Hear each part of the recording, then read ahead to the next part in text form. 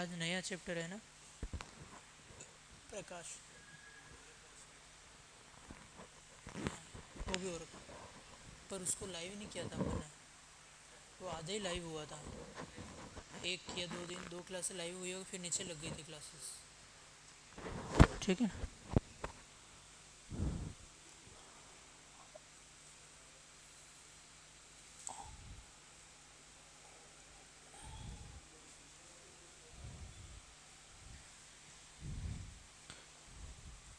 ये लाइट बंद कहाँ से होती है?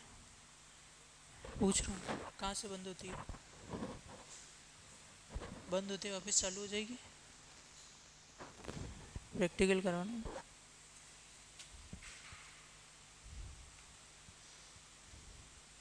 ठीक है, ठीक है,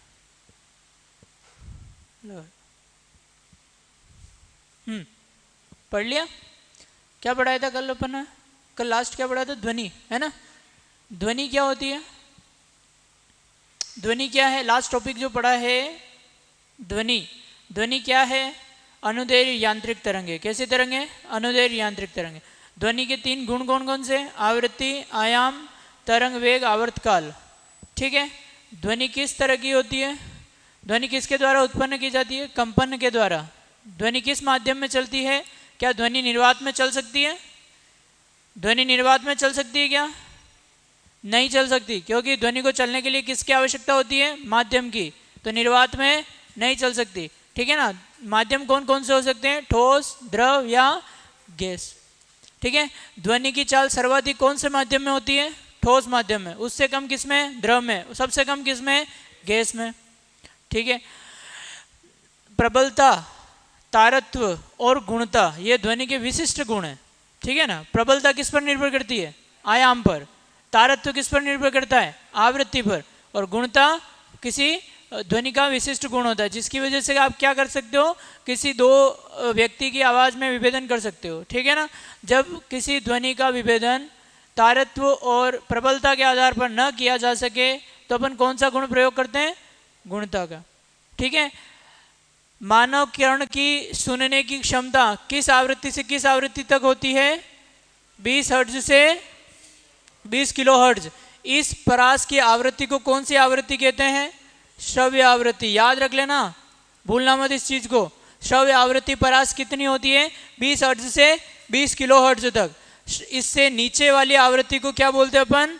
अवश्रव्य आवृत्ति। ठीक है, इससे अधिक की आवृत्ति को क्या बोलते हैं अपन?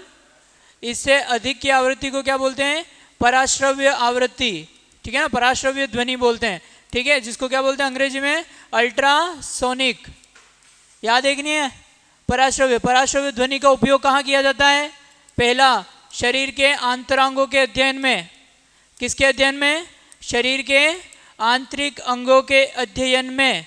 ठीक है ना? याद है ना आपको? सोनोग्राफी कराते हैं अपन, उसमें कौन सी तरंगे यूज होती है? अल्ट्रासोनिक तरंगे। कौन सी? अल्ट्रासोनिक। दूसरा, जहाज यानी कि या फिर पनडुब्बी का पता लगाने में, है ना? समुद्र में पता लगाने में। तीसरा, चमगादड़ अपने शिकार कैसे करता है? पराश्रव्य ध्वनि द्वारा। चमगादड़ द्वारा अपना शिकार करने में। ठीक है ना? चमगादड़ द्वारा अपना शिकार करने में। अपना मतलब खुद का नहीं, किसका शिकार करेगा वो? अपना भोजन का, है ना? और कहाँ बताया था मैंने? ईसीजी मशीन में, है ना? ईसीजी मशीन में।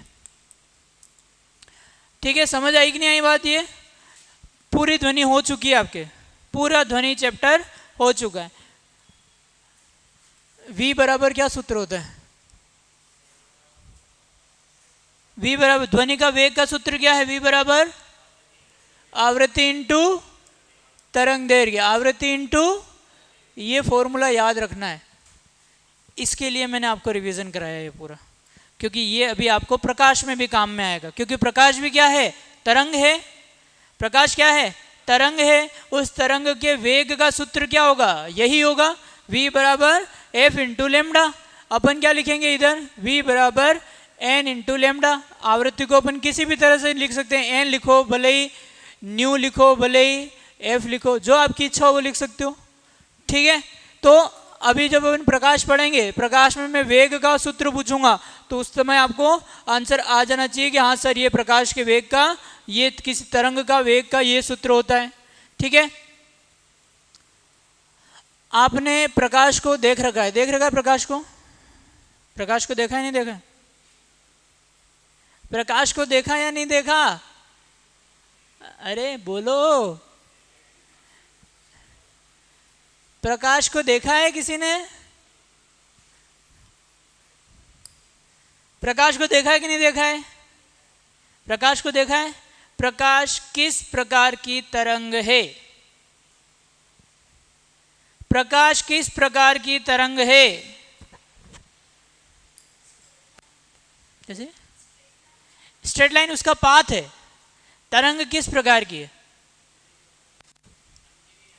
अनुदैर्घ्य यांत्रिक। यांत्रिक बोलने से पहले आपने एक बार भी नहीं सोचा कि प्रकाश कहाँ से आ रहा है? सूर्य से आ रहा है। सूर्य से पृथ्वी तक पहुंचने में बहुत सारा माध्यम ऐसा है जहां पर हवा तक नहीं है, लेकिन वहां से भी प्रकाश तो आ रहा है, तो यांत्रिक कैसे हुई फिर? आपको मैंने विद्युत चुंबकीय तरंगे लिखाई थी नहीं लिखाई थी?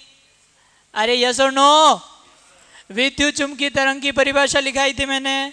विद्युत चुंबकीय तरंगे वे तरंगे होती है जिनको चलने के लिए माध्यम की आवश्यकता नहीं होती है। उसमें कितनी तरंगे लिखाई थी मैंने आपको? 7 तरंगे। पहला रेडियो तरंग, दूसरी सूक्ष्म तरंग यानी कि माइक्रोवेव, तीसरी एक्सरे, चौथी इंफ्रारेड अवरक्त तरंगे, पांचवी अल्ट्रावायलेट है ना, और छठी गामा किरणें, और एक मैंने बताई थी दृश्य प्रकाश की तरंगे। तो ये क्या है भाई? ये क्या है? प्रकाश है या नहीं है? तो कौन सी तरंग है प्रकाश? विद्युत चुंबकीय तरंग है। प्रकाश किस तरह की तरंग है? विद्युत चुंबकीय तरंग है, इलेक्ट्रोमैग्नेटिक वेव है। इसको चलने के लिए माध्यम की आवश्यकता बिल्कुल नहीं होती है।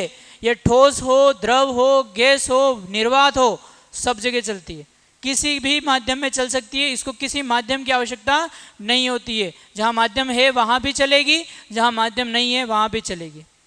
बात समझ में आई?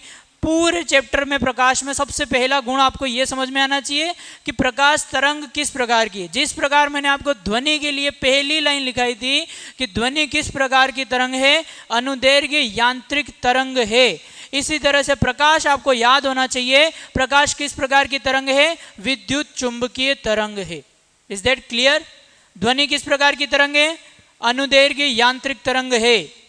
प्रकाश किस प्रकार की तरंग है? विद्युत चुंबकीय तरंग है। किस प्रकार की तरंग है? विद्युत चुंबकीय तरंग है। ठीक है, ध्वनि को चलने के लिए माध्यम चाहिए था, लेकिन प्रकाश को चलने के लिए माध्यम नहीं चाहिए। ठीक है, अब देखो दृश्य प्रकाश कितने कलर हैं? दृश्य प्रकाश में कितने कलर हैं?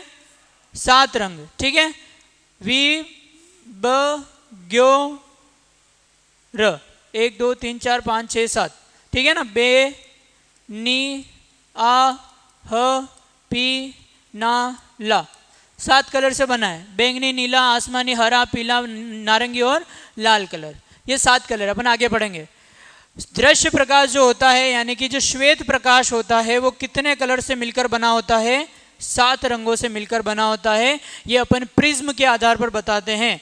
ठीक है, आपको मैं क्यों दिख रहा हूं? आपको मैं किस प्रकार से दिख रहा हूं? क्यों दिख रहा हूं मैं? आपको ये टेबल क्यों दिख रहा है? आपको ये क्यों दिख रहा है? आपको बेंच क्यों दिख रही है? आपको सामने व्हाइट बोर्ड क्यों दिख रहा है? आपको इस पृथ्वी पर जितनी भी चीजें दिख रही है वो क्यों दिख रही है? क्या कारण है उसका? प्रकाश। लेकिन प्रकाश का क्या हो रहा है? इसकी वजह से आपको ये सारी चीजें दिख रही है। क्या हो रहा है? रिफ्लेक्शन, परावर्तन। देखो आपको इस पृथ्वी पर जितनी भी चीजें दिख रही है ना वो प्रकाश की वजह से दिख रही है। ये बात तो मानते हो?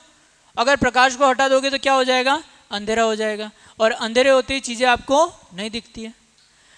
जैसे ही प्रकाश किसी वस्तु पर गिरता है, चाहे वो कोई सी भी वस्तु हो, एक छोटा सा पेन भी क्यों ना हो, इस पर्टिकुलर वस्तु पर जैसे ही प्रकाश गिरता है इस वस्तु से टकराकर वो कहाँ पहुंचता है? आपकी आंख पर पहुंचता है।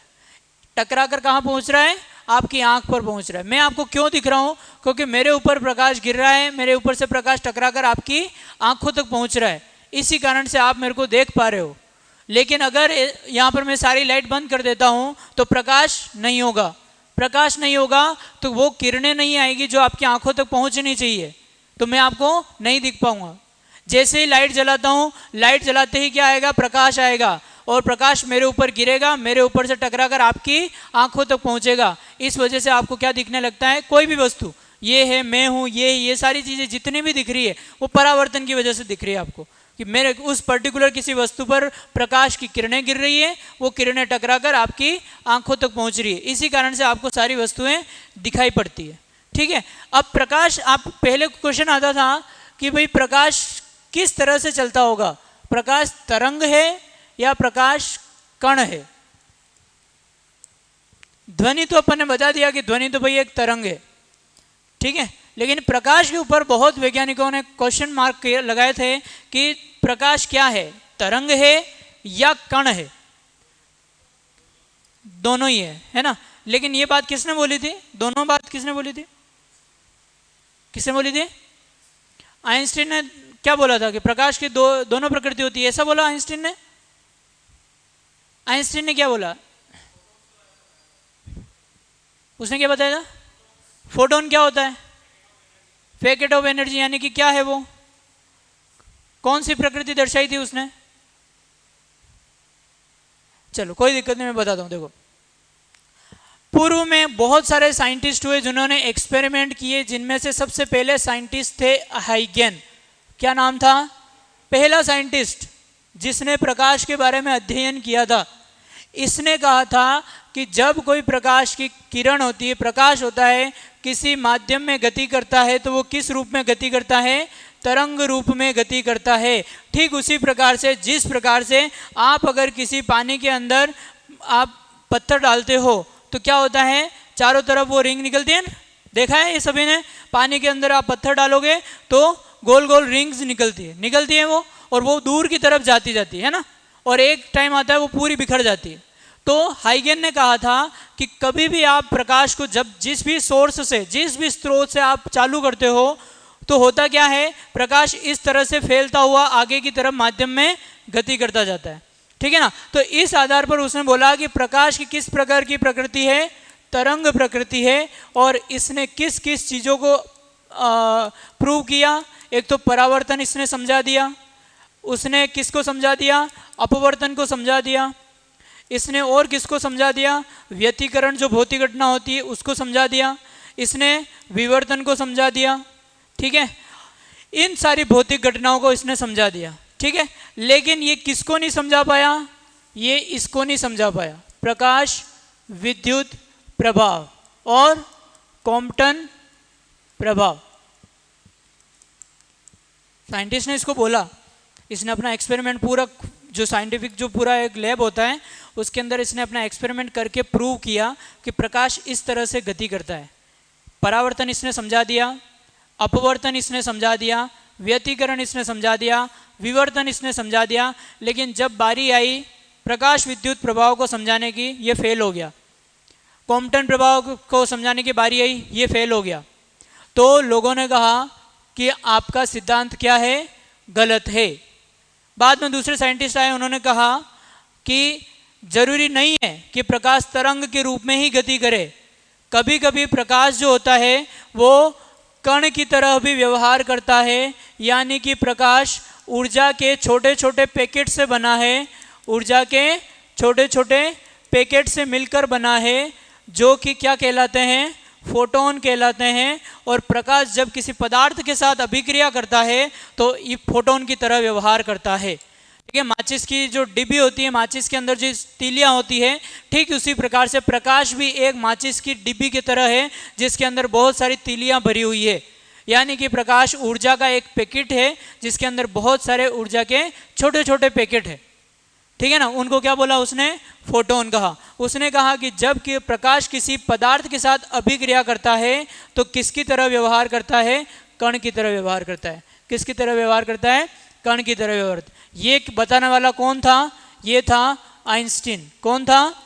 आइंस्टीन जो साइंटिस्ट था उसने कहा था कि प्रकाश किस तरह की प्रकृति दर्शाता है, कण प्रकृति दर्शाता है, और उसने प्रकाश विद्युत प्रभाव और कॉम्पटन प्रभाव को भी प्रूव कर दिया। अब यहाँ पर दो साइंटिस्ट के बीच में लड़ाइयाँ वाली बात हो गई कि एक साइंटिस्ट का पूरा जो वर्ग है वो कह रहा है कि प्रकाश तरंग प्रकृति दर्शाता है, एक साइंटिस्ट जो है वो इस फेवर में है कि प्रकाश कण प्रकृति दर्शाता है। तो बहुत लंबे टाइम तक ये प्रूव नहीं हो पाया कि प्रकाश एक्चुअल में किस तरह का है। बाद में एक साइंटिस्ट हुए जिनका नाम था डे ब्रोगली, ठीक है ना, इंग्लिश में नाम है डी ब्रोगली, है ना, इंग्लिश में उसको बोलते हैं डी ब्रोगली, हिंदी में दे ब्रोगली बोलते हैं इनको। डी ब्रोगली साइंटिस्ट थे, उन्होंने कोई एक्सपेरिमेंट नहीं किया, मस्त काम किया इसने, कोई एक्सपेरिमेंट नहीं किया। इन्होंने क्या किया, एक बात बोल दी कि प्रकाश दोनों प्रकृति दर्शाता है। जब प्रकाश माध्यम में गति करता है तो तरंग रूप में गति करता है, जब किसी पदार्थ के साथ प्रतिक्रिया करता है तो कण प्रकृति दर्शाता है। ये सिर्फ वो बोल के चला गया, उसने कोई एक्सपेरिमेंट नहीं किया। साइंटिस्ट ने उसको बोला कि तुम एक्सपेरिमेंट करके प्रूव करो, उसने ना बोल दी, ठीक है। उसने कहा कि आप मेरी बात को गलत प्रूव करके बता दो। कोई साइंटिस्ट ऐसा नहीं था जो उसकी बात को गलत प्रूव कर पाया। बाद में उसकी बात को सत्य माना गया और ऐसा प्रूव किया गया कि जब प्रकाश माध्यम में गति करता है तो तरंग प्रकृति दर्शाता है, जब माध्यम किसी पदार्थ के साथ अभिक्रिया करता है तो कण प्रकृति दर्शाता है। और इसने कहा कि प्रकाश की कैसी प्रकृति होती है, द्वैत प्रकृति होती है, डुअल नेचर होता है। तो आपके क्वेश्चन आता है कि वो साइंटिस्ट का नाम बताइए जिसने प्रकाश के डुअल नेचर के बारे में बताया, तो क्या आंसर है? De Broglie. प्रकाश का फोटोन कॉन्सेप्ट किसने दिया? आइंस्टीन ने। प्रकाश की तरंग प्रकृति के बारे में सर्वप्रथम किसने बताया? हाइगेन ने। ये तीन साइंटिस्ट आपको ध्यान में रहने चाहिए। बाद में भले कितने भी साइंटिस्ट आए थे, जैसे व्यतिकरण था, इस व्यतिकरण को अच्छे से समझाने वाला साइंटिस्ट था यंग।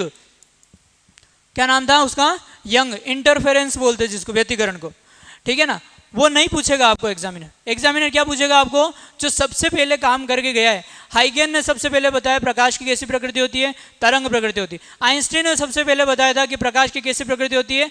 कण प्रकृति होती है। उसने बताया था कि प्रकाश ऊर्जा के छोटे छोटे पैकेट से मिलकर बना है जिसे फोटोन कहते हैं। बाद में डी ब्रोगली आया था, डे ब्रोगली, उसने कहा था कि जब प्रकाश माध्यम में गति करता है तो तरंग प्रकृति दर्शाता है, जब किसी पदार्थ के साथ अभिक्रिया करता है तो कण प्रकृति दर्शाता है। इस प्रकार प्रकाश की कैसी प्रकृति है?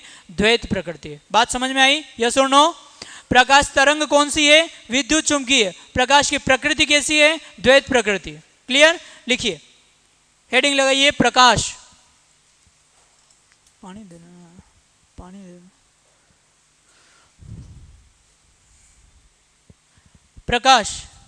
प्रकाश एक विद्युत चुंबकीय तरंग है।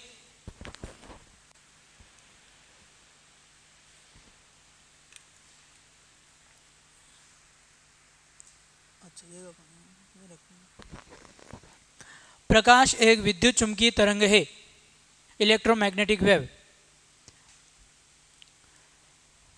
हाइगेन ने बताया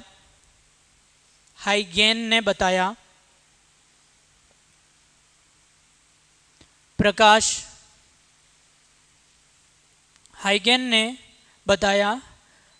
की तरंग प्रकृति होती है।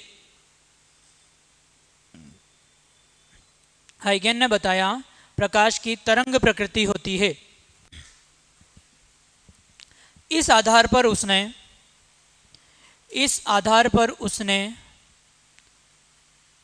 परावर्तन, रिफ्लेक्शन, इस आधार पर उसने परावर्तन, अपवर्तन, व्यतिकरण, विवर्तन,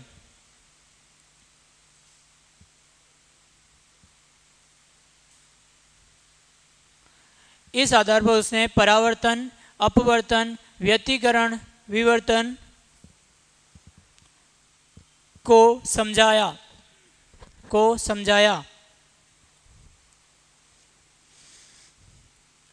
किंतु वह प्रकाश विद्युत प्रभाव फोटो इलेक्ट्रिक इफेक्ट तथा कॉम्पटन प्रभाव को किंतु वह प्रकाश विद्युत प्रभाव तथा कॉम्पटन प्रभाव को नहीं समझा पाया।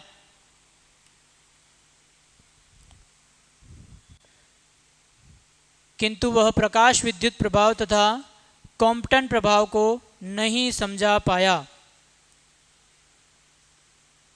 ठीक है, नेक्स्ट लाइन में लिखना, आइंस्टीन ने बताया प्रकाश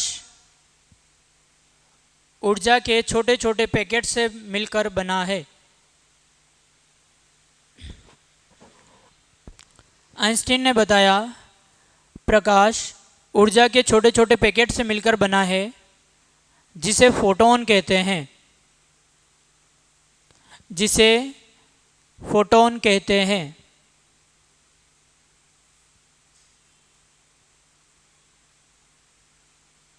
जिसे फोटोन कहते हैं।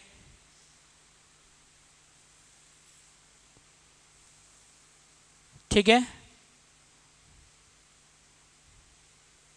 आइंस्टीन ने कौन सा सिद्धांत दिया था?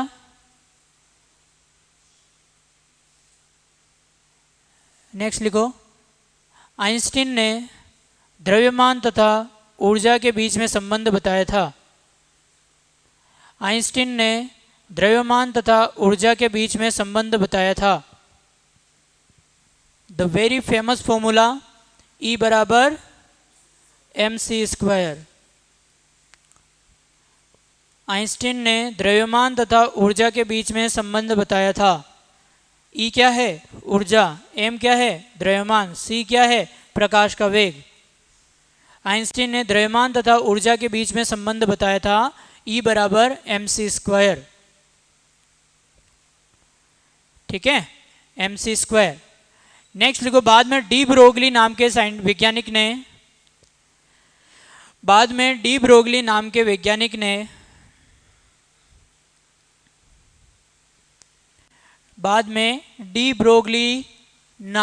वैज्ञानिक ने प्रकाश की द्वैत प्रकृति के बारे में बताया। Dual nature of light.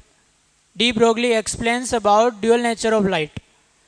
बाद में डी ब्रोगली ने प्रकाश की द्वैत प्रकृति के बारे में बताया। बाद में डी ब्रोगली ने प्रकाश की द्वैत प्रकृति के बारे में बताया। उसने कहा, प्रकाश जब माध्यम में गति करता है, उसने बताया प्रकाश जब माध्यम में गति करता है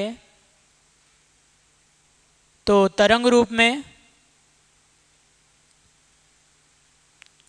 तथा जब पदार्थ के साथ अभिक्रिया करता है,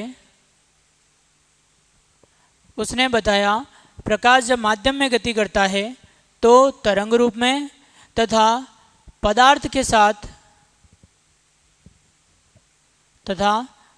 के साथ अभिक्रिया करता है तो कण प्रकृति दर्शाता है। तो पदार्थ के साथ अभिक्रिया करता है तो कण प्रकृति दर्शाता है। इसी को बोलते हैं द्वैत। दो, एक कण है और एक तरंग है। द्वैत, दोनों प्रकृति है इसकी। ठीक है,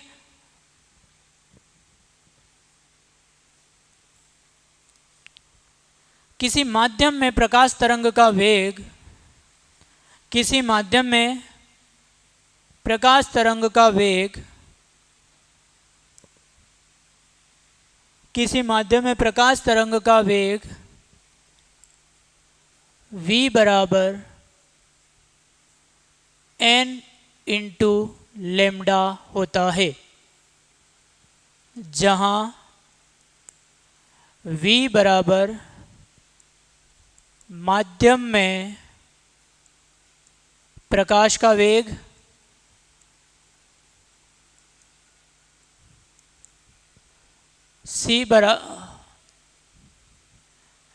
n बराबर आवृत्ति,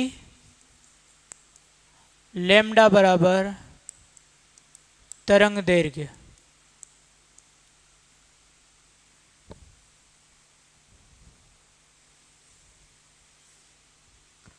v बराबर, किसी माध्यम में प्रकाश का वेग निकालना है, v बराबर क्या हो जाएगा? n into lambda. ठीक है, एन इंटू लेमडा। एन क्या है? आवृत्ति है। लेमडा क्या है? तरंग दैर्घ्य। वी क्या है? माध्यम में प्रकाश का वेग है। नेक्स्ट लिखो, निर्वात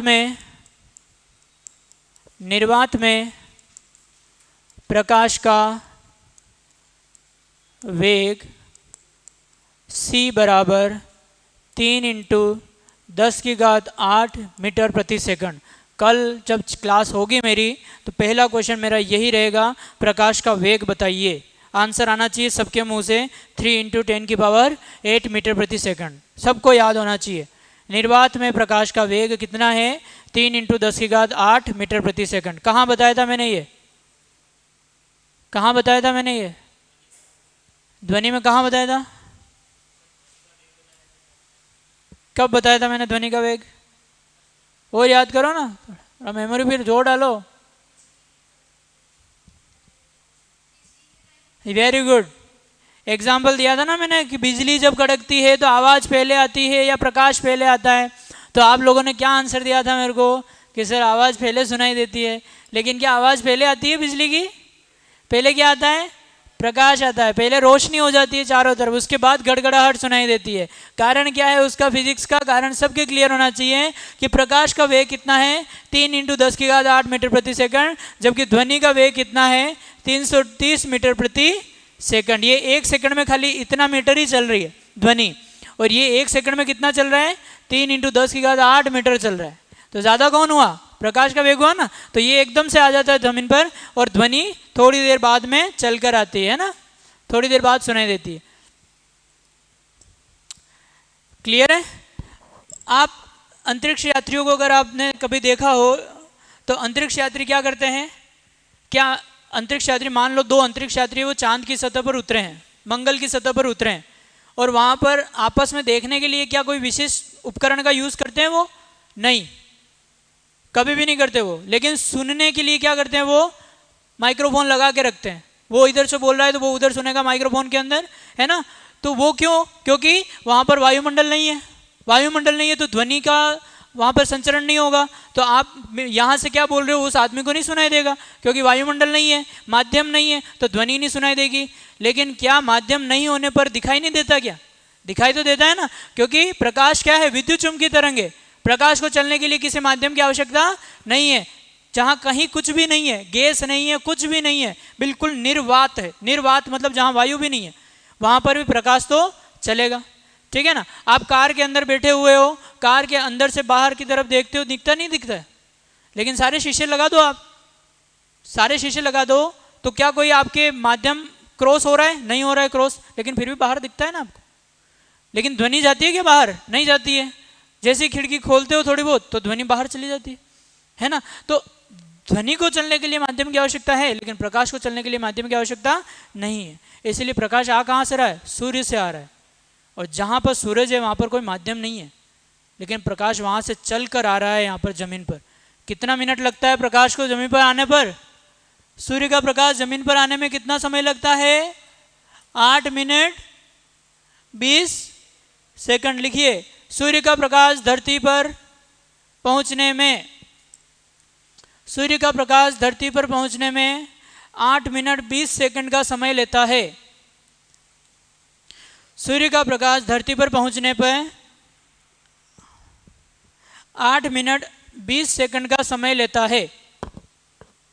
कितना समय लेता है? 8 मिनट 20 सेकंड का समय लेता है धरती पर पहुंचने में सूर्य का प्रकाश।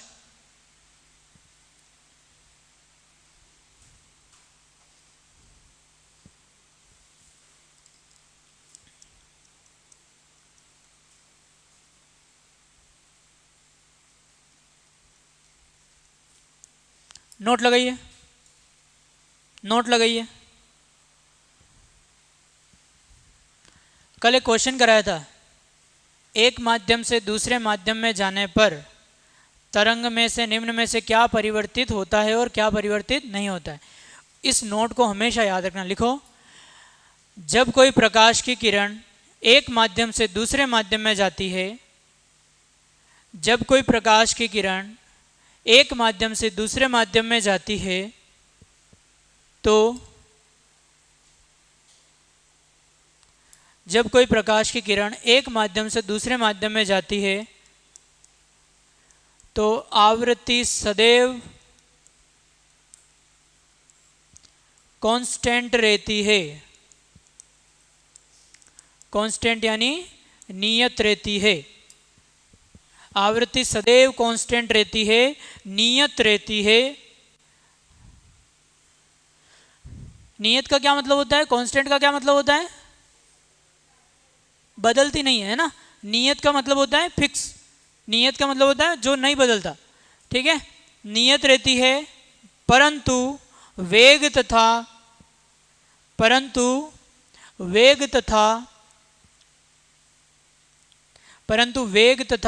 तरंग दैर्घ्य परिवर्तित होते हैं। परंतु वेग तथा तरंग दैर्घ्य परिवर्तित होते हैं। आवृत्ति नियत रहती है, वेग तथा तरंग दैर्घ्य बदलते हैं। आवृत्ति नियत रहती है, परंतु वेग तथा तरंग दैर्घ्य बदलते हैं। सामने जो सूत्र लिखा हुआ है V बराबर n लैम्बडा, इसमें कौन सी राशि कांस्टेंट है? ये कांस्टेंट रहता है माध्यम परिवर्तित होने पर, लेकिन ये दोनों जो होते हैं वो क्या हो जाते हैं? बदल जाते हैं। ये दोनों क्या हो जाते हैं? बदल जाते हैं। आवृत्ति वेग और तरंग दैर्घ्य बदल जाते हैं। तरंग दैर्घ्य क्या होती है? तरंग द्वारा चली गई दूरी को क्या बोलते हैं अपन?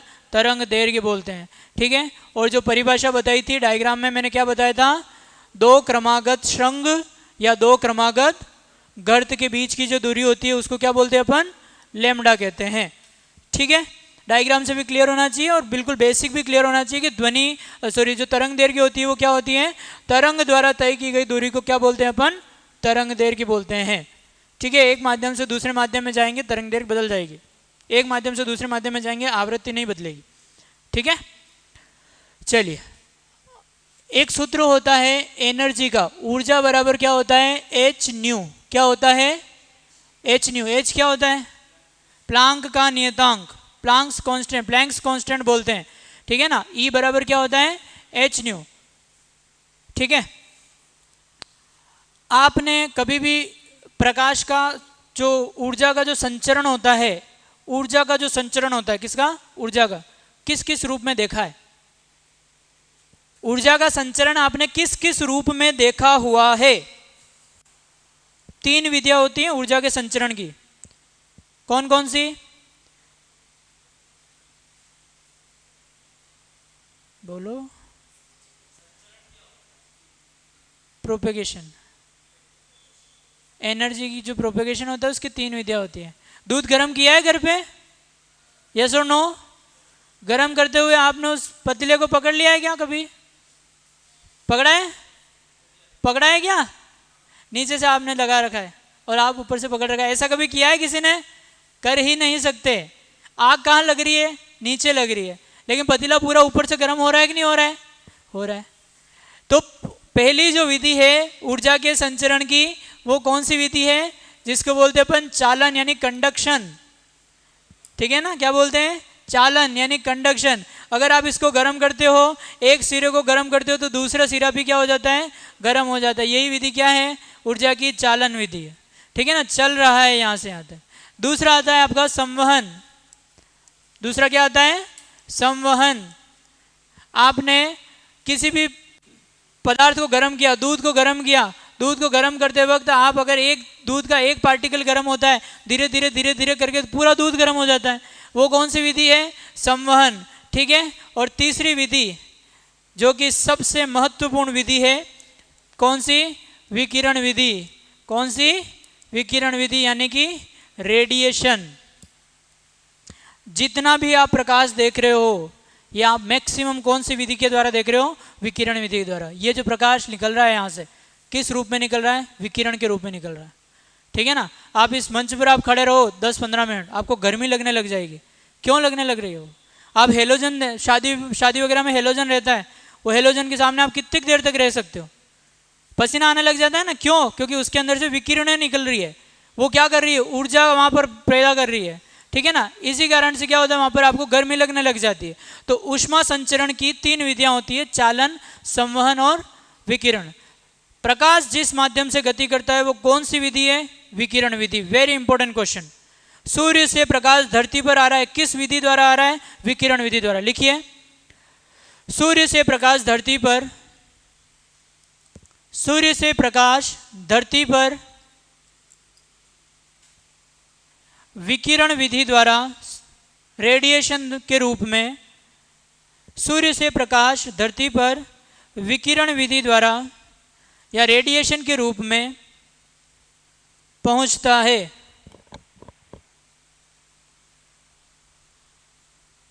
रेडिएशन के रूप में, विकिरण के रूप में पहुंचता है। स्टार लगा देना इस पॉइंट को। ये कौन सा कलर है? ये कौन सा कलर है? ये कौन सा है? ये कौन सा है? ये कौन सा कलर है? ये कौन सा है? से क्या कर रहे हो यार? कौन सा कलर है ये? अरे कलर दिख रहे हैं सभी को? ये कौन सा कलर है? पर्पल। और ये कौन से कलर हैं? सातों कलर है, ठीक है ना। ये क्या करवा रहा हूँ मैं आपसे? मैं टेस्ट कर रहा हूँ कि आप में से कोई कलर ब्लाइंड तो नहीं है। देखो मैं क्या करवा रहा हूँ आपको, मैं आपको ये पता लगवा रहा हूँ कि आपको कलर दिख रहा है कि नहीं दिख रहा है। ये कौन सा कलर है जो मैंने पहन रखा है? कौन सा है? ब्लैक है। ब्लैक ब्लैक क्यों दिख रहा है आपको? ये भैया ने कौन से शर्ट का, कौन से रंग का शर्ट पहन रखा है? व्हाइट पहन रखा है। उन भैया ने कौन से कलर का पहन रखा है? Saffron, right. ये आपको कलर क्यों दिख रहे हैं? क्यों दिख रहे हैं कलर आपको? फिजिक्स फिजिक्स फिजिक्स, क्यों कलर दिख रहे हैं आपको? ब्लैक ब्लैक क्यों दिख रहा है? व्हाइट व्हाइट क्यों दिख रहा है? सेफ्रॉन सेफ्रॉन क्यों दिख रहा है? रेड रेड क्यों दिख रहा है? ब्लू ब्लू क्यों दिख रहा है? बताओ बताओ। सूर्य का प्रकाश कौन सा होता है? श्वेत। श्वेत प्रकाश कितने कलर से मिलकर बना है? 7। लेकिन आपको व्हाइट व्हाइट क्यों दिख रहा है? फिर ब्लैक क्यों दिख रहा है? फिर 7 रंगों में ब्लैक आता है क्या कहीं? सेफ्रॉन आता है क्या कहीं? नहीं आता, फिर भी दिख रहे हैं ना आपको कलर। क्यों? ब्लैक ब्लैक क्यों दिख रहा है? व्हाइट व्हाइट क्यों दिख रहा है? ब्लू ब्लू क्यों दिख रहा है? नीला नीला क्यों दिख रहा है? क्यों बताइए। 11वीं सभी ने पास करी है? 11वीं पास करी है ना? कुछ रहता है, कुछ ऐसा होता है सर, उसके कारण दिखता है, पर क्या होता है? कुछ कुछ होता है, वो कुछ कुछ और है। लेकिन यहां वाला जो कुछ कुछ है वो क्या कुछ कुछ है? क्या कुछ कुछ होता है? ये फिजिक्स में कुछ कुछ क्या होता है बताओ ना। नहीं पता? देखो सुनो, कॉन्सेप्ट क्या कहता है। श्वेत प्रकाश आपको इसलिए सफेद दिखता है क्योंकि ये अपने ऊपर पड़ने वाले सारे प्रकाश को फैला देता है, ठीक है ना। एक भी कलर ये अवशोषित नहीं करता है, ठीक है ना। श्वेत प्रकाश के ऊपर पड़ने वाले जितने भी विकिरण है, जितनी भी विकिरणें उसके ऊपर गिर रही है, वो एक को भी अवशोषित नहीं करता, सबको उत्सर्जित कर देता है। एक भी कलर उसके पास नहीं आया, इस वजह से वो कलर कैसा बना? श्वेत प्रकाश बना। ब्लैक कलर ब्लैक क्यों दिखता है? क्योंकि इसके ऊपर जितने भी प्रकाश आ रहे हैं ये सबको क्या कर लेता है? अवशोषित कर लेता है, एक भी कलर को उत्सर्जित नहीं करता, इस वजह से यह काला दिखता है, ठीक है। अब सेफ्रॉन, ब्लू, रेड, ग्रीन ये सब ऐसे क्यों दिखते हैं? क्योंकि अगर मान लो ये कौन सा कलर है आपको? रेड दिख रहा है, ये रेड दिख रहा है ना। ये रेड इसलिए दिख रहा है क्योंकि इस कलर ने जो 7 रंग थे उनमें से लाल रंग को क्या कर दिया है? उत्सर्जित कर दिया है, बाकी सबको क्या कर लिया है? अवशोषित कर लिया है। ये ब्लू ब्लू क्यों दिख रहा है? क्योंकि इसने 7 रंगों में से ब्लू को बाहर फेंक दिया है, बाकी सारे कलर को क्या कर दिया है? अवशोषित कर लिया है, ठीक है ना। ब्लैक ब्लैक क्यों दिख रहा है? क्योंकि इसने सभी कलर को क्या कर लिया है? अवशोषित कर लिया है। व्हाइट व्हाइट क्यों दिख रहा है? क्योंकि इसने एक भी कलर को अवशोषित नहीं किया, सबको क्या कर लिया? उत्सर्जित कर लिया। यही विकिरण का कॉन्सेप्ट होता है, ठीक है। आप जो कलर अवशोषित करते हो वही उत्सर्जित करते हो, ठीक है ना। तो इसी वजह से श्वेत श्वेत क्यों दिखता है? श्वेत प्रकाश किसी भी विकिरण को अवशोषित नहीं करता, किसी भी विकिरण को अवशोषित नहीं करता, इसी वजह से ये श्वेत दिखता है। और काला रंग जो होता है, काला रंग सभी विकिरणों को अवशोषित कर लेता है, इसी कारण से वो सभी विकिरण को कर देता है अवशोषित, इसी कारण से वो क्या दिखता है आपको, ब्लैक दिखता है। नोट लगा के लिखो। विकिरण सिद्धांत के अनुसार, अकॉर्डिंग टू रेडिएशन कॉन्सेप्ट, विकिरण सिद्धांत के अनुसार श्वेत प्रकाश श्वेत इसलिए दिखता है, विकिरण सिद्धांत के अनुसार श्वेत प्रकाश श्वेत इसलिए दिखता है, व्हाइट प्रकाश is white due to it emits all radiation and doesn't absorb any radiation. श्वेत प्रकाश श्वेत इसलिए दिखता है क्योंकि ये सभी विकिरणों को उत्सर्जित करता है, किसी भी विकिरण को अवशोषण नहीं करता।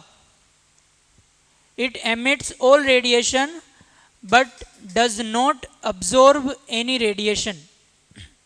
यह सभी विकिरणों को उत्सर्जित करता है, किसी विकिरण को अवशोषित नहीं करता।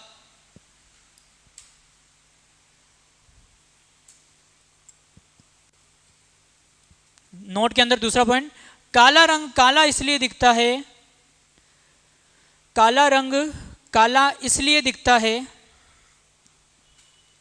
क्योंकि वह अपने ऊपर पड़ने वाली सभी विकिरणों का, black is black because it absorb all radiation. काला रंग काला इसलिए दिखता है क्योंकि यह अपने ऊपर पड़ने वाली सभी विकिरणों का अवशोषण कर लेता है। Black is black due to because of it absorb all radiations. काला रंग काला इसलिए दिखाई देता है क्योंकि यह अपने ऊपर पड़ने वाली सभी विकिरणों का अवशोषण कर लेता है। सर्दियों में सभी कौन से कपड़े पहनना पसंद करते हैं? डार्क, है ना, डार्क या फिर ब्लैक। और गर्मियों में कौन से कपड़े पहनना पसंद करते हैं? वाइट या फिर लाइट कलर के। इसका मतलब क्या हुआ? आज दिन तक आपको नहीं पता होगा कि क्यों ऐसा होता है। जितने भी जैकेट वगैरह होते हैं उनके कलर डार्क ही होते हैं। क्यों होते हैं? क्योंकि डार्क कलर जो होता है वो क्या करता है, विकिरणों का अवशोषण क्या करता है, ज़्यादा करता है। लाइट रंग होता है, वो वाइट कलर होता है, वो ऊष्मा का उत्सर्जन ज़्यादा करता है। इसी वजह से आपने वाइट पहनते हो गर्मी के अंदर तो गर्मी कम लगती है। लेकिन देखिए ब्लैक पहन के बाहर निकलो आप, ठीक है ना, ब्लैक शर्ट देखिए गर्मी में पहनो, आपको मजे आ जाएंगे। आपको बहुत ज़्यादा गर्मी लगती है। क्यों लगती है? क्योंकि ब्लैक का काम क्या है? अवशोषण करना। एक भी चीज़ को उत्सर्जित नहीं करता ब्लैक कलर। लिखो नोट के अंदर तीसरा पॉइंट, डार्क रंग अथवा काला रंग, डार्क रंग गहरे रंग, डार्क रंग या गहरे रंग विकिरण का अवशोषण अधिक करते हैं, विकिरण का अवशोषण अधिक करते हैं। डार्क रंग विकिरण का अवशोषण अधिक करते हैं, जबकि लाइट रंग हल्के कलर, जबकि लाइट कलर या हल्के रंग ऊष्मा का उत्सर्जन अधिक करते हैं।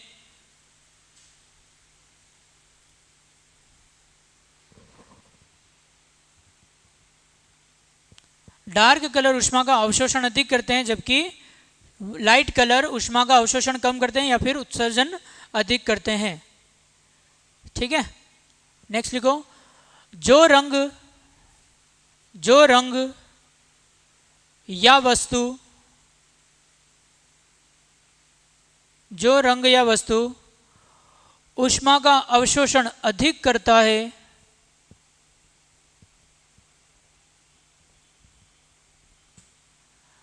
वह उत्सर्जन भी उतना अधिक करता है। जो रंग या वस्तु ऊष्मा का अवशोषण अधिक करता है वही ऊष्मा का उत्सर्जन भी अधिक करता है।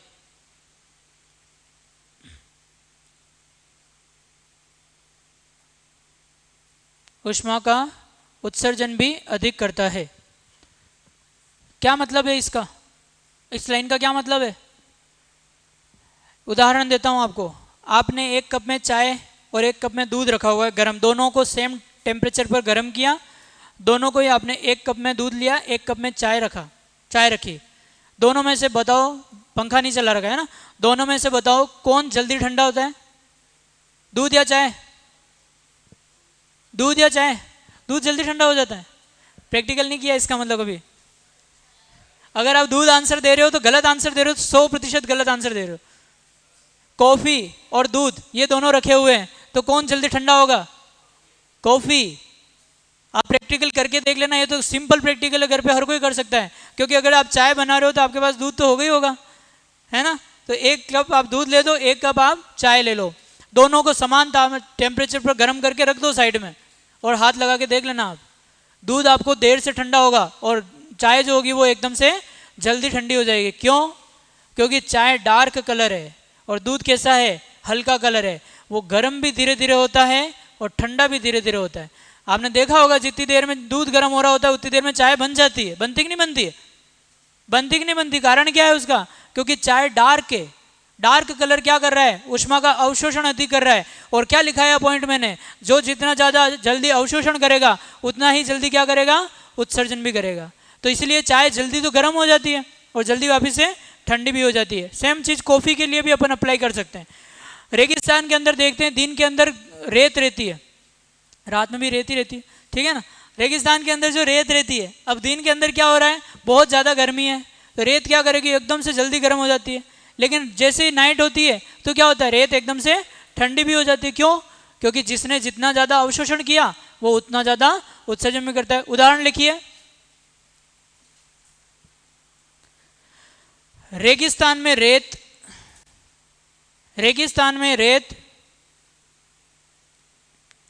जल्दी ही गर्म होती है तथा जल्दी ही ठंडी होती है। रेगिस्तान में रेत जल्दी ही गर्म होती है तथा जल्दी ही ठंडी होती है।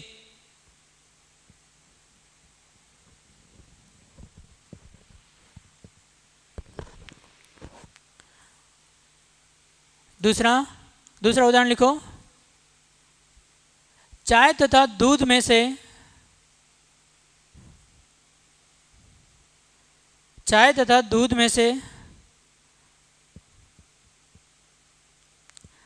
जल्दी से गर्म तथा ठंडी हो जाती है।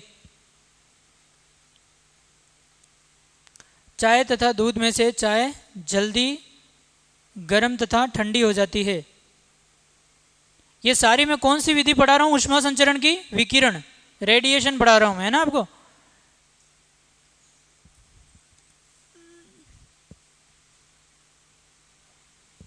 ठीक है।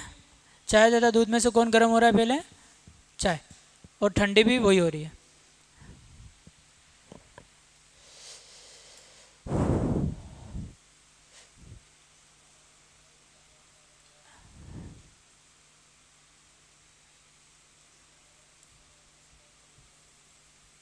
ये लिख सकता हूं, इसको इस प्रकार से लिख सकता हूं, C बराबर एन लेमड़ा है तो एन बराबर क्या हो जाएगा? C upon lambda. C क्या है? प्रकाश का वेग। लेमड़ा क्या है? तरंग दैर्घ्य। प्रकाश का वेग निर्वात के अंदर हमेशा फिक्स होता है, नहीं होता है? फिक्स है। मान कितना लिखा है मैंने? 3 × 10⁸ मीटर प्रति सेकंड फिक्स है। इसका मतलब आवृत्ति और तरंग दैर्घ्य में कौन सा संबंध बन रहा है? कौन सा संबंध है ये? समानुपाती या व्युत्क्रमानुपाती? व्युत्क्रमानुपाती। कौन सा संबंध है? व्युत्क्रमानुपाती। इसका मतलब अगर किसी की तरंग दैर्घ्य ज़्यादा है तो आवृत्ति क्या होगी?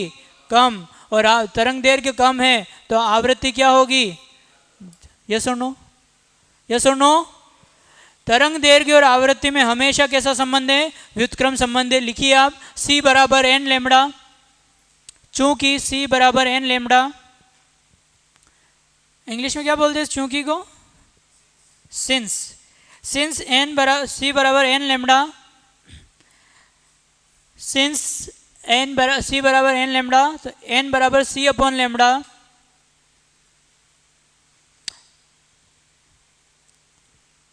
सो n inversely proportional to lambda.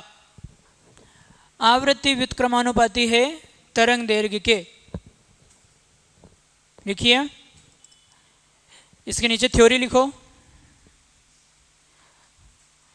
अतः जिस रंग की तरंग दैर्घ्य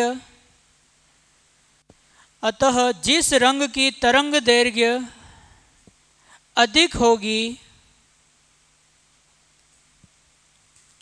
अतः जिस रंग की तरंग दैर्घ्य अधिक होगी उस रंग की आवृत्ति कम होगी। अतः जिस रंग की तरंग दैर्घ्य अधिक होगी उस रंग की आवृत्ति कम होगी तथा जिस रंग की तरंग दैर्घ्य कम है, जिस रंग की तरंग दैर्घ्य कम है उस रंग की आवृत्ति अधिक होगी।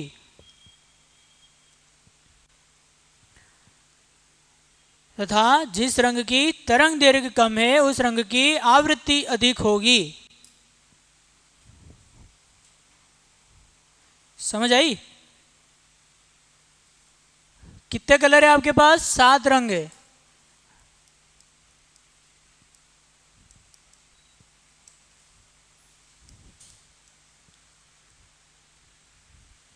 सर्वाधिक तरंग दैर्घ्य कौन से कलर की बताई थी मैंने?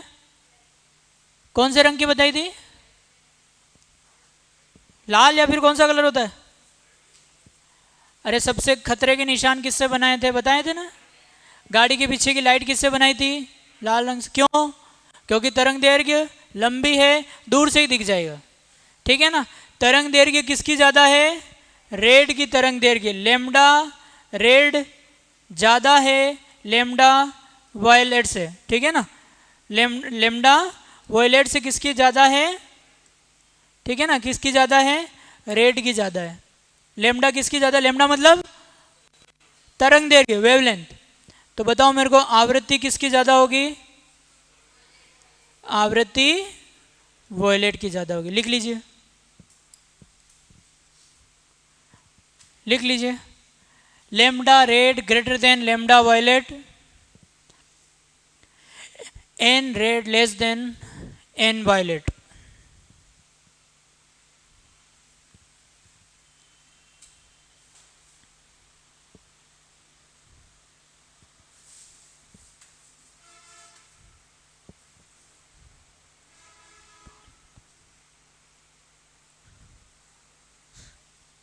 आज ही देना है।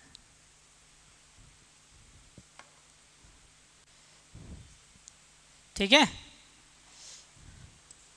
अब हेडिंग लगाइए परावर्तन, रिफ्लेक्शन। प्रकाश का पहली भौतिक घटना पढ़नी है अपने को, परावर्तन, रिफ्लेक्शन।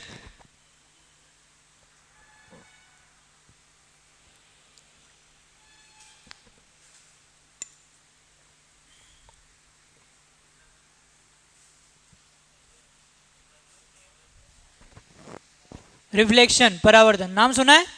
क्या होता है परावर्तन? क्या? Bouncing off light from where to where, in which medium? Same medium और डिफरेंट मीडियम? परावर्तन के बारे में एक बात सुनो ध्यान से, परिभाषा सुनना ध्यान से, क्या बोल रहा हूं, इजी परिभाषा।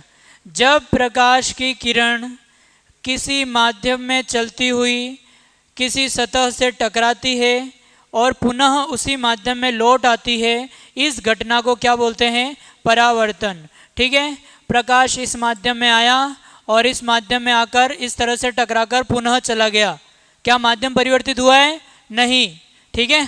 प्रकाश किसी माध्यम से टकराकर, ये मैं किसी धरातल की सतह मान रहा हूं, प्रकाश आया, आकर टकराकर पुनः उसी माध्यम में चला गया, इस घटना को अपन क्या बोलते हैं? प्रकाश का, इस घटना को क्या बोलते हैं? रिफ्लेक्शन। प्रकाश का एक माध्यम, किसी माध्यम में चलते हुए एक सतह से टकराकर पुनः उसी माध्यम में लौट आना क्या कहलाता है? प्रकाश का परावर्तन कहलाता है। यहां अगर वायु माध्यम है तो इधर भी वायु माध्यम ही है, यहां पर माध्यम परिवर्तन नहीं हुआ है। अपवर्तन अभी नहीं पढ़ा रहा हूं, अपवर्तन अपन अगले फेज में पढ़ेंगे जब परावर्तन कंप्लीट हो जाएगा। लेकिन आप अंतर समझिए अपवर्तन और परावर्तन के अंदर। ये क्या है? परावर्तन है। अपवर्तन में क्या होता है? यहां वायु माध्यम है तो यहां कौन सा माध्यम ले लेता हूं मैं? जल। सबसे पहली शर्त है अपवर्तन की, माध्यम अलग अलग होने चाहिए। माध्यम एक होगा तो अपवर्तन नहीं होगा।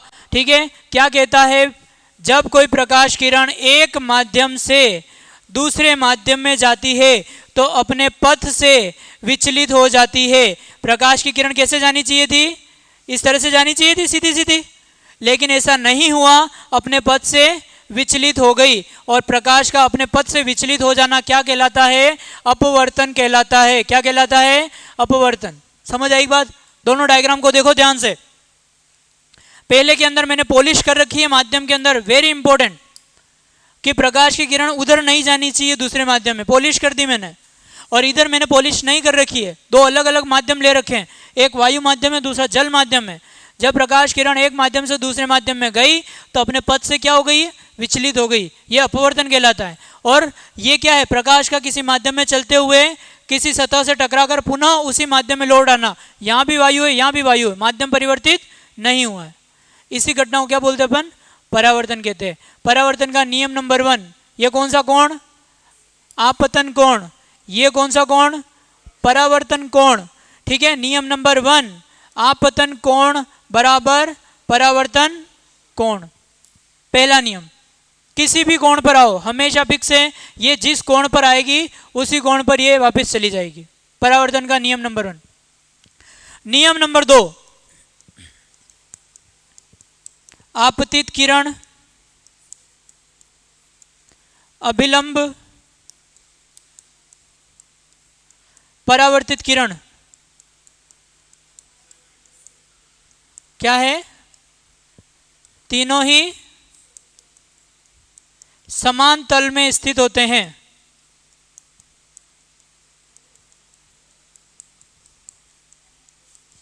क्या मतलब है इसका, बताओ। पहला नियम समझ में आया, पहला नियम समझ में आया, कोण आई बराबर कोण आर। क्या मतलब है, ये जितना कोण बनाएगी उतने ही कोण से ये वापस से चली जाएगी। कितना भी कोण, चाहे मैं डायग्राम इस तरह से बना रहा हूं, यहां पर ये मैंने मान लो अभिलंब बना दिया और ये कोई किरण आई इतने कोण पर, ठीक है, ये इतने कोण पर यहां पर आई है, तो ये इतने ही कोण से वापस चली जाएगी। जितना कोण ये बन रहा है उतना ही कोण ये बनेगा। आपतन कोण बराबर परावर्तन कोण, पहला नियम तो बहुत इंपॉर्टेंट है। दूसरा नियम क्या कह रहा है, आपतित किरण, अभिलंब और परावर्तित किरण। ये क्या है, आपतित किरण, ये क्या है, अभिलंब, और ये क्या है, परावर्तित किरण। तीनों समान तल में होते हैं। क्या मतलब है, आपने 6ठी क्लास में पढ़ा होगा, आपने 8वीं क्लास में पढ़ा होगा, आपने 10वीं क्लास में पढ़ा होगा, आपने 12वीं क्लास में पढ़ा होगा। ये 4 कक्षाओं में परावर्तन पढ़ाया जाता है। और 5वीं क्लास में जब पहली बार पढ़ाया जाता है तभी ये नियम आ जाता है। आपतित किरण, अभिलंब और परावर्तित किरण तीनों एक ही तल में स्थित होते हैं। क्या मतलब है इसका, एक ही तल का क्या मतलब है, तल क्या होता है, व्हाट इज तल, व्हाट इज प्लेन।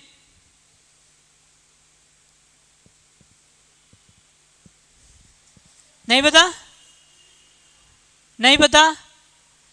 देखो, आपने केमिस्ट्री क्या, आपने मैथ के अंदर 3 तरह के अक्ष पढ़ी होगी। कौन कौन सी अक्ष होती है, एक्सिस कितने तरह की होती है, कितनी होती है, एक्स वाई जेड। ये कौन सी अक्ष होती है, ऊपर की तरफ वाई। ये कौन सी अक्ष होती है, एक्स। और बाहर की तरफ कौन सी अक्ष होती है, जेड। सभी जानते होंगे, चाहे आर्ट्स वाले हो, चाहे कॉमर्स वाले हो, चाहे साइंस वाले हो, ठीक है ना। 3 तरह की अक्ष होती है, ऊपर वाई, इधर एक्स और बाहर की तरफ जेड, ठीक है। किसी 2 अक्ष के बीच उपस्थित भाग को क्या बोलते हैं अपन, तल बोलते हैं। एक्स और वाई के बीच में कौन सा तल, एक्स वाई तल। वाई और जेड के बीच में कौन सा तल, वाई जेड तल। और एक्स और जेड के बीच में कौन सा प्लेन, एक्स जेड तल। बात समझ में आई, ठीक है। आप आ जाओ यहां पर, ये क्या है, आपको 3 अक्ष यहां पर साफ दिख रही है। ये मान लो कौन सी अक्ष है, एक्स अक्ष है। ये कौन सी है, वाई अक्ष है। और ऊपर की तरफ वाई मान लो, और ये कौन सी है, जेड अक्ष है। ये कौन सी दिख रही है, ये लाइन इधर आ रही है, ये वाई, ये एक्स मान लो। ऊपर की तरफ कौन सी है, वाई, और वो कौन सी है, जेड। ये कौन सी थी, एक्स, वो कौन सी थी, वाई। तो ये पूरा जो ये पूरी दीवार है वो कौन सा तल हुआ, एक्स वाई तल। कौन सा तल हुआ, एक्स वाई तल। ये ऊपर की तरफ y, इधर की तरफ z, तो सामने वाली दीवार दिख रही है वो कौन सा तल है? कौन सा तल है? YZ। ये z, ये x, तो आप जिस पर बैठे हो वो कौन सा तल हुआ? XZ तल। ठीक है, अब ये चीज यहां अप्लाई करो, ये आपका ब्लैक बोर्ड, व्हाइट बोर्ड है, ठीक है ना। ये ऊपर की तरफ x जा रहा है, y जा रहा है, ऊपर की तरफ कौन सी अक्ष जा रही है? y, इधर की तरफ कौन सी अक्ष जा रही है? x, और बाहर की तरफ कौन सी अक्ष आ रही होगी? z, बरोबर। ऊपर की तरफ कौन सी? y, ये कौन सी? x, ये कौन सा? आपको z अक्ष दिख रही है इसमें? इस व्हाइट बोर्ड के ऊपर कहीं आपको z अक्ष दिख रही है क्या? नहीं दिख रही है, अज्यूम करना पड़ रहा है। इसीलिए तो अपन पढ़ाई 2D में कर रहे हैं, 2 डायमेंशन ही तो है अपने पास, एक x है ना एक y है, z अपने पास नहीं है, इसीलिए अपन 3D में नहीं देख रहे हैं कोई भी चीज। जब 3D में देखते हो ना आप किसी चीज को, 3D में देखना का क्या मतलब है? 3D 3 डायमेंशन है आपके पास, उसकी x भी देख रहे हो आप, उसका y भी देख रहे हो ना, z भी देख रहे हो, ठीक है ना। यहाँ पर आप 3D नहीं देख रहे हो, यहाँ पे आप 2D देख रहे हो। ऊपर की तरफ कौन सी अक्ष दिख रही है आपको? y, नीचे की ये इस तरफ कौन सी अक्ष दिख रही है? x। तो बताओ ये पूरी जो भी चीजें मैंने लिखी हुई है ये कौन से तल में लिखी हुई है मैंने? XY तल में। तो देखो सामने की तरफ आपतित किरण कहाँ बनाई है मैंने? इस व्हाइट बोर्ड पे। अभिलंब कहाँ बनाया है? इस व्हाइट बोर्ड पे। परावर्तित किरण कहाँ बनाई है? इस व्हाइट बोर्ड पे।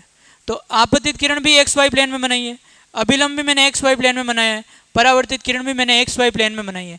तो आपतित किरण, अभिलंब और परावर्तित किरण तीनों कहाँ पर हैं? एक ही तल में उपस्थित होते हैं। समझ आए बात? y और एक x, 2 अक्ष के बीच में उपस्थित जो भाग होता है उसे तल कहा जाता है, ठीक है। ये अगर y अक्ष मान रहा हूँ, ये अगर मैं x अक्ष मान रहा हूँ, तो ये सारा जो चीज मैंने लिखी हुई है मैं कौन से तल में काम कर रहा हूँ? XY तल में। मैंने अभी तक आपको जब भी किसी ने भी पढ़ाया है, चाहे कोई से भी सर पढ़ा रहे हैं, कौन से तल में पढ़ा रहे हैं तुम्हें? XY तल में पढ़ा रहे हैं।